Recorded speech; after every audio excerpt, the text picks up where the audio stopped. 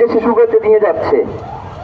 সুতরাং ওসমান হাদির সাথে আমাদের যেই সম্পর্ক তৈরি হয়েছে সেইটা কোনো রক্তের সম্পর্ক নয়। অনেক সময় রক্তের সম্পর্ক ছাড়িয়ে অনেক সম্পর্ক তৈরি হয়ে যায়। ওসমান হাদি ভাই সবসময় একটা কথাই বলেছেন যে আমি যেই মানুষকে সবসময় ধারণ করি তিনি হচ্ছেন আমার দেশ পত্রিকার মজলুম সম্পাদক মাহমুদুর রহমান। এবং মাহমুদুর রহমানও সব জায়গায় গিয়ে বলেন যে আমার একটা ছোট ভাই আছে, তার নাম ওসমান হাদি। গত 2 দিন আগেও সেন্টারে আমরা কথা বলছিলাম, বলছিল যে ফুয়াদ ভাইয়ের উপরে যে ন্যাক্কারজনক ঘটনা তারা ঘটিয়েছে, আমি আমার পুরো টিম নিয়ে যাব যদি ওর বাপের সাহস থাকে আমার সামনে এসে যেন দাঁড়ায়।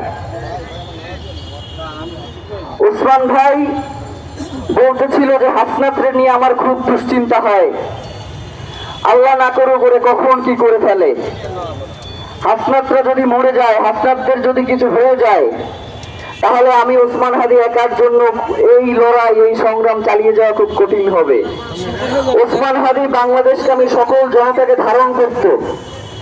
সুতরাং বাংলাদেশের সকল জনগণের কাছে আমাদের একটা আবেদন থাকবে, আপনারা ব্যক্তিগতভাবে ওসমান হাদিকে নিয়ে যে ঘৃণ্য রাজনীতি রয়েছে সেটি করবেন না। ওসমান হাদিকে আপনারা বাংলাদেশের কণ্ঠস্বর মনে করুন। ওসমান হাদিকে আপনারা বাংলাদেশের স্বাধীনতা সার্বভৌমত্বের প্রতীক মনে করুন এবং মনে করুন যে বাংলাদেশের স্বাধীনতা সার্বভৌমত্ব রক্ষার জন্য ওসমান হাদিদের দরকার রয়েছে। সুতরাং সকল রাজনৈতিক ভেদাভেদ ভুলে আমরা কিভাবে ওসমান হাদি যে আদর্শ ধারণ করতে সেই আদর্শে উজ্জীবিত হয়ে আমাদের লড়াই চালিয়ে যেতে পারি, সেই প্রচেষ্টা আমরা যেন করতে পারি। ভাইয়েরা, আজকে অনেকেই এখানে এসেছেন, সবাইকে আসলে বক্তব্য দেওয়ার মতো সুযোগ করে দেওয়া আমাদের পক্ষে সম্ভব না। আগামী কর্মসূচিতে হয়তো আপনাদের সবাইকে লাগবে।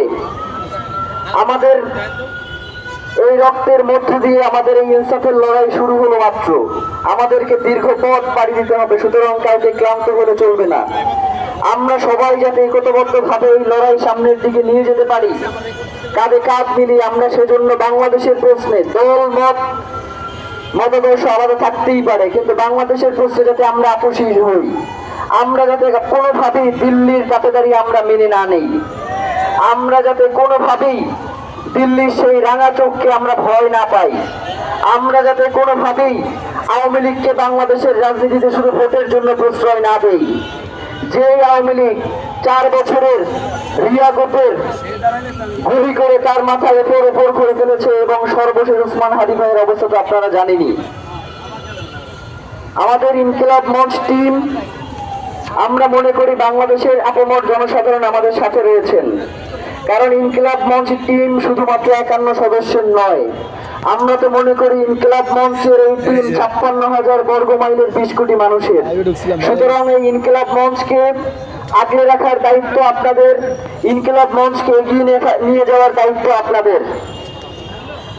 একটা কথা বলি সর্বশেষ, আমরা সিদ্ধান্ত নিয়েছি আল্লাহ তাআলা ওসমান হাদিকে ইনশাআল্লাহ হায়াতে তাইয়্যিবা নসিব করবেন, এমনটাই আমরা প্রত্যাশা রাখি। সুতরাং ওসমান হাদি, আপনারা জানেন যে ঢাকা 8 আসন থেকে নির্বাচন করছেন। আমরা ওসমান হাদির হয়ে আপনাদের কাছে বিনীত অনুরোধ করতে চাই। ওসমান হাদি বলেছেন, আমার যদি মৃত্যু হয়ে যায়, ইনসাফের এই লড়াই আমাদেরকে থামানো যাবে না। সুতরাং এইখানে দাঁড়িয়ে ভোটের কথা বলবো আমার জন্য অত্যন্ত কষ্টকর। এরপরে দাঁড়িয়ে একটা কথা বলি, সেটা হচ্ছে ওসমান হাদির এই ঢাকা 8-এর দায়িত্ব আপনাদের। আল্লাহ যদি তাকে হায়াতে তাইয়্যিবা দান করে, ওসমান হাদিকে আপনাদের বাংলাদেশের কণ্ঠস্বর হিসেবে, বাংলাদেশের মজলুম জনতার প্রতিনিধি হিসেবে আপনাদেরকে তাকে যেই জায়গায় নিয়ে যাওয়া দরকার আপনারা সেই জায়গায় নিয়ে যাবেন ইনশাআল্লাহ। আমরা রাজনৈতিক দল যারা এখানে উপস্থিত হয়েছেন, প্রত্যেক দলের একজনের কাছ থেকে আমরা বক্তব্য শুনবো এবং বলি ভাই সকল রাজনৈতিক দলকে আমরা বক্তব্য দিতে পারবো না। আমরা 5 দলের রাজনৈতিক নেতৃবৃন্দকে এখানে যাদের নাম এসেছে আমরা তাদেরকে বক্তব্য দেওয়ার জন্য আহ্বান জানাবো।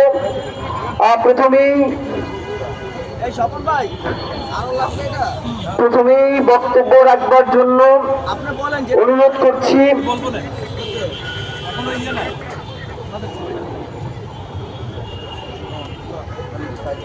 মিসবাহ সাইদ ভাইকে বক্তব্য রাখার জন্য অনুরোধ করছি। মিসবাহ সাইদ ভাই।